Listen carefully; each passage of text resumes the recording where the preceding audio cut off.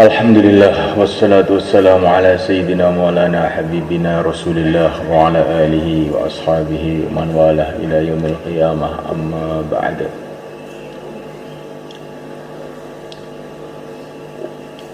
Hadirin dimuliakan,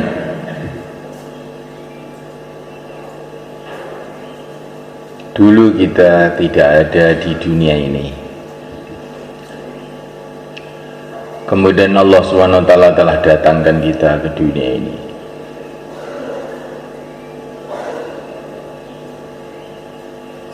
Dan ini tidak lama, Allah SWT akan pindahkan kita ke alam yang lain,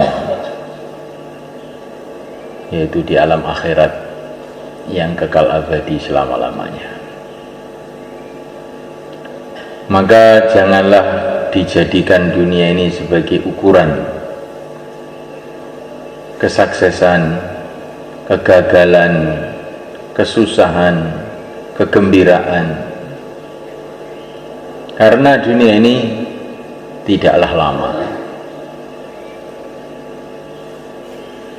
Hari berganti hari, bulan berganti bulan, tahun berganti tahun, tiba-tiba sudah hampir habis kehidupan dunia ini.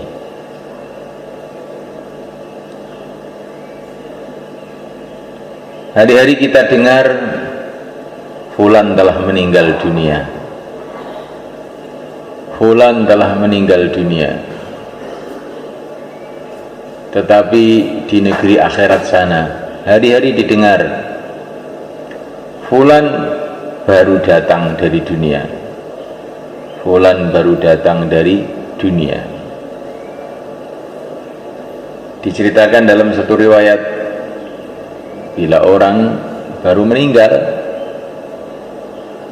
dunia, masuk di alam kubur, kalau dia orang beriman, maka orang-orang beriman yang ada di alam kubur pada ngumpul untuk menjumpai dia.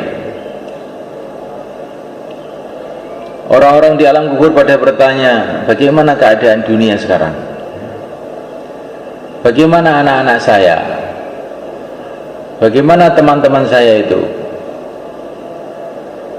Kalau mereka mengatakan, teman kamu sekarang dalam agama, mengamalkan agama, maka orang-orang di kubur pun pada gembira.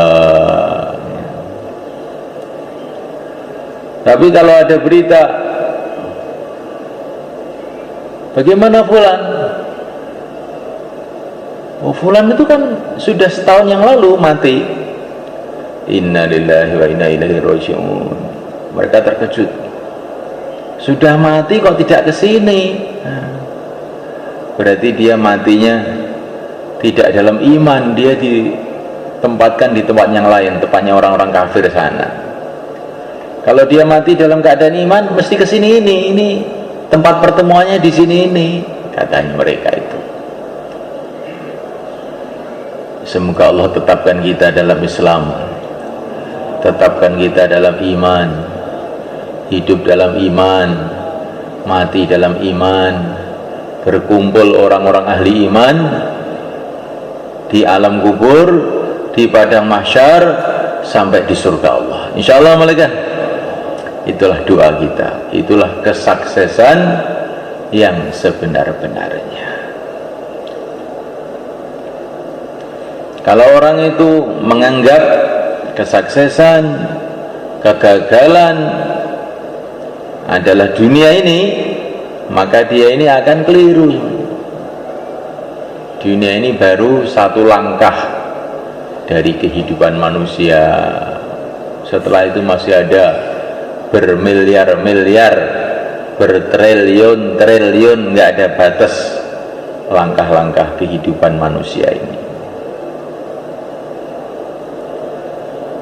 Oleh karena Ta'ala, maka Allah utus para nabi, para rasul alaihi wassalatu wassalam. Tidak ada nabi diutus untuk urusan-urusan bagaimana membuat jembatan, bagaimana memperbaiki pertanian, bagaimana memperbaiki rumah. Tapi nabi-nabi semua diutus adalah untuk memperbaiki manusia. Kalau nabi kita dan jin juga, karena jin ini juga seperti manusia, akan ke akhirat yang selama-lamanya.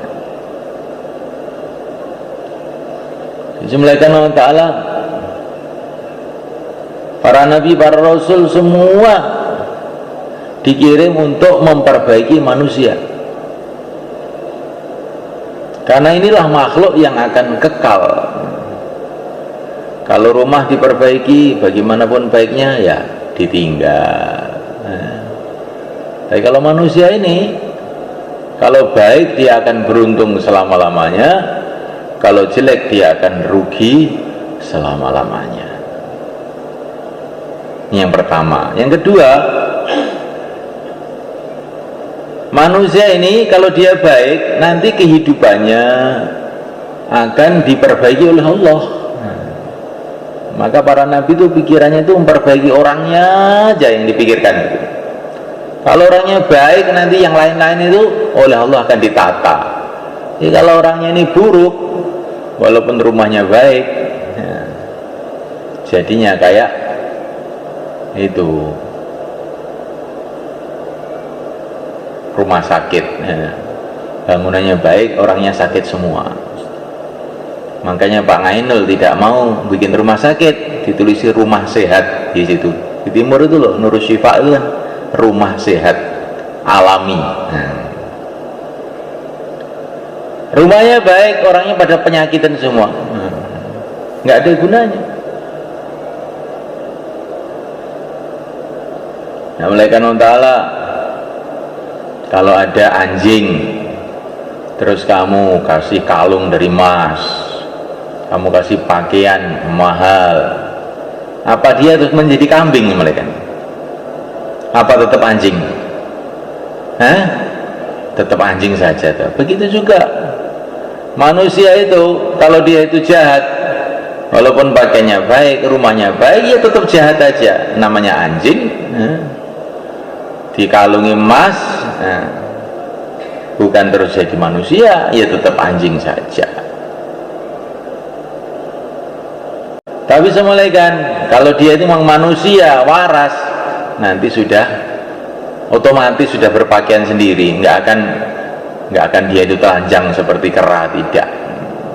Maka yang penting itu bagaimana manusia itu jadi manusia, jadi hamba Allah SWT, jadi baik. Maka kalau manusia ini jadi baik, nanti kehidupannya semua akan jadi baik. Kalau kehidupan baik tapi manusianya tidak baik, nanti jadi seperti orang beli sepatu semuanya kan. Sepatunya itu mahal, harganya 10 juta, sepatu paling mahal. Belum ada di Indonesia ini sepatu 10 juta itu. Tapi dipakai itu nggak pas, keseseken, atau lodo, kebesaran.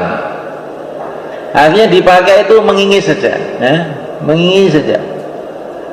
Orangnya itu meringis. Karena apa? Karena jalan itu sakit, karena sepatunya nggak pas. Begitulah orang dunia sebenarnya. Orang dunia itu rumahnya bagus, mobilnya bagus, tapi meringis terus. Hatinya nggak bisa tenang, nggak bisa tentram. Sudah banyak uang juga rasanya masih kurang terus. Sudah enak rasanya juga nggak enak terus. Tapi semulaikan, kalau orang itu agamanya baik, rohaninya sehat, seperti orang yang sehat itu badannya itu, orang sehat gotot itu, kalau panas malah keringetan seger, kalau dingin nggak apa-apa, anget aja, karena ini badannya kuat, sehat. Begitulah kalau orang itu amalannya baik, imannya baik, kondisi macam-macam dia ini menteles saja, tenang aja menghadap pada Allah. istiqomah terus, tidak peduli. Karena apa? Hatinya itu baik, maka dia ini jadi tenang, dia jadi tentram, jadi bahagia. Dalam api pun bisa jadi bahagia, kayak Nabi Ibrahim alaihissalam diseret-seret oleh orang kafir, Bilal radhiyallahu ta'ala anhu, tapi dia merasa bahagia. Karena aneh kan, kalau orang digebuki orang itu bagaimana bisa bahagia?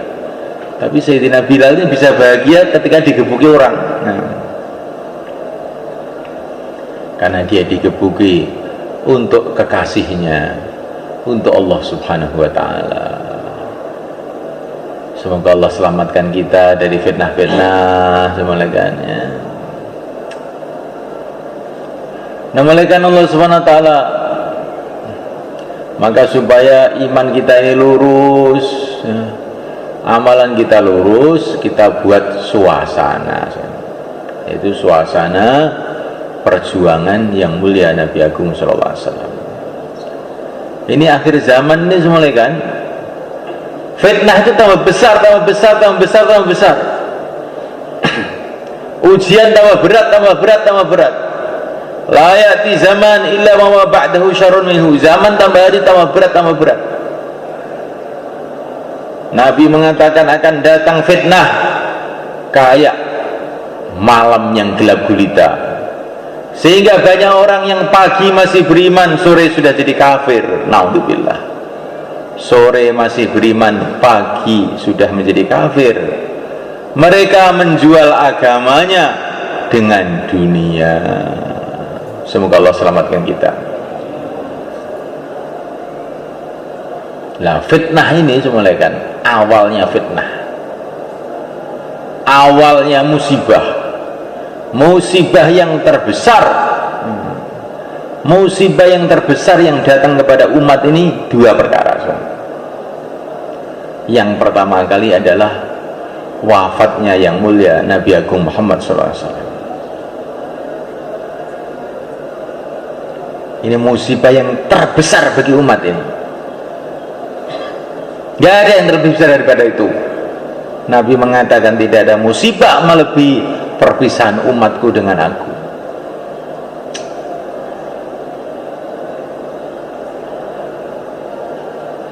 Sehingga ketika Rasulullah wafat, banyak orang guncang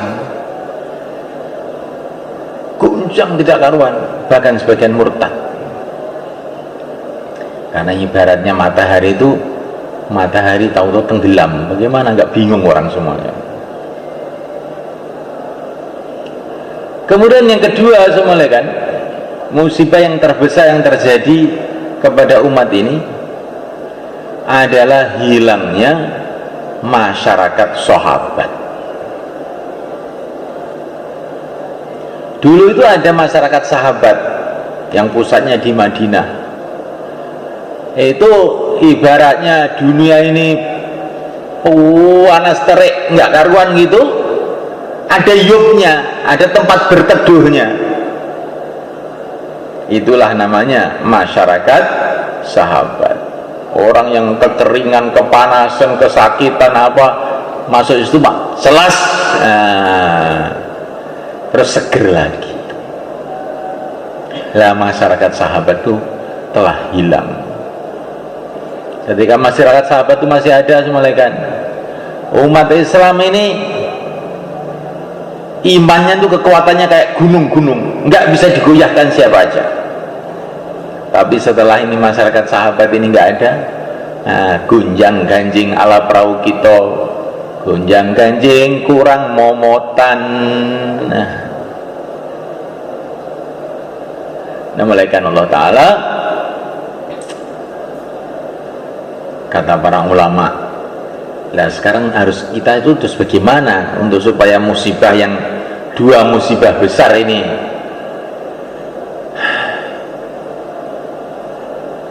bisa terobati, itu bagaimana?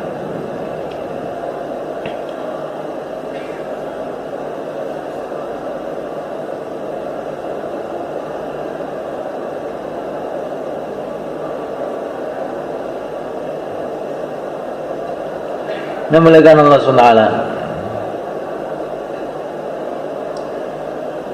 Rasulullah telah dipanggil oleh Allah, gantinya apa ini? Nggak ada gantinya. Tidak ada gantinya, kata para ulama, kecuali dengan menghidupkan sunnah-sunnah Nabi. Yang pertama. Yang kedua, mencintai Nabi dengan sesungguh-sungguhnya, karena Nabi mengatakan orang itu akan dikumpulkan oleh Allah bersama orang yang dicintai. Walaupun kita ini nggak bisa melihat Nabi, nggak bisa berkumpul Nabi dengan cinta kepada Nabi, semoga nanti akhirnya juga bisa berkumpul di sana bersama Nabi. Yang ketiga, banyak berselawat kepada Nabi. Orang yang senantiasa berselawat kepada Nabi nanti akan berdekatan kepada Nabi pada hari kiamat. Ini gantinya mereka. Ini untuk mengobati musibah pertama ini. Hidupkan sunnah Nabi, cintai Nabi dengan sungguh-sungguh, banyak baca selawat. Insyaallah mereka.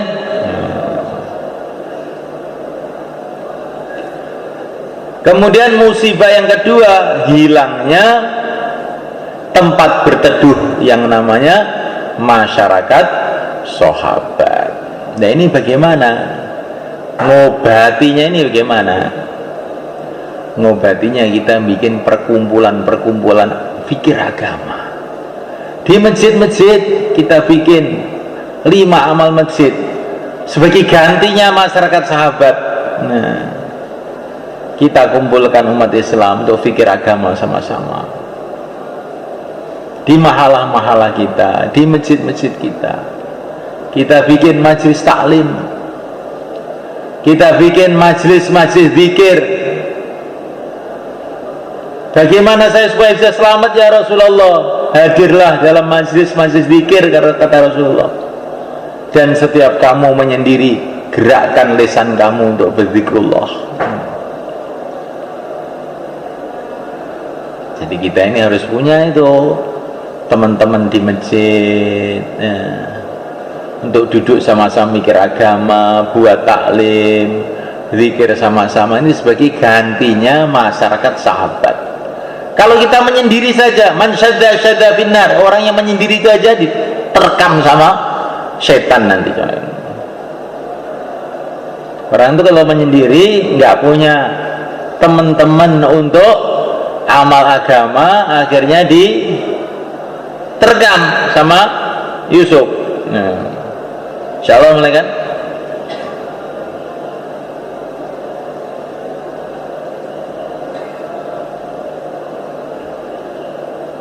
Maka Habib Umar bagaimana syairnya? Berkumpul orang-orang soleh adalah nikmat dunia di surga. Gimana itu? Musahabatur rijali dzabil wafai, na'imu khuldi fi daril fana'i. Berkumpul dengan orang-orang yang senantiasa berpegang teguh dengan agama, itu adalah nikmat surga yang ada di dunia, katanya. Karena nanti kalau di surga itu ya kamu mau kumpul siapa? Kumpul orang-orang iman lah. Lah kalau kamu di dunia kumpul orang-orang iman, orang-orang soleh, itu nikmat surga yang sudah di dunia.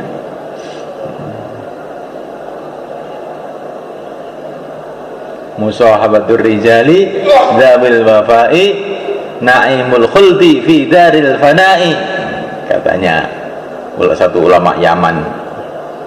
Berkumpul orang-orang dzabil wafa, yang dia menepati janjinya dalam mengamalkan agama.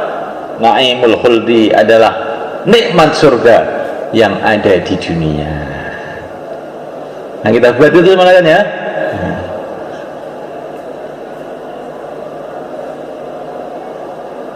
Loh, nikmat surga itu kan bukan itu saja, Pak. Nah, di surga juga makan. Berarti kalau makan di dunia sama juga nikmat surga. Oh, lain. Kalau makan di dunia itu makanannya nggak enak, dan setelah makan terus mencret. Nah, Tapi kalau kumpul orang soleh itu orangnya yaitu juga nanti. Di surga itu orangnya yaitu juga, tapi wajahnya sudah ganteng, yang hitam-hitam sudah jadi putih, yang sakit-sakitan diabetes, mumet, rambutnya sudah putih itu sudah hitam lagi, ganteng-ganteng lagi udah. Baru melihat saya itu sudah enak. Kalau di dunia ya mungkin dilihat tuh nggak begitu enak karena penyakitan, ngantuk. Di surga itu tidak ada orang tidur. Di surga itu malah karena nggak ada orang capek, seger terus. Enak ya, enak kan. Tidak ada orang ngantuk, tidak ada orang tidur, seger semua, kekal abadi berjuta-juta tahun. Semoga termasuk kita. Nah, kan untuk mengobati dua musibah ini tadi, kita keluar jalan Allah, insya Allah kan. Dan keluar jalan Allah kita menghidupkan sunnah-sunnah Nabi, mencintai Nabi, berselawat kepada Nabi, tambah dekat kepada Nabi, dan kita akan membentuk tempat-tempat teduh.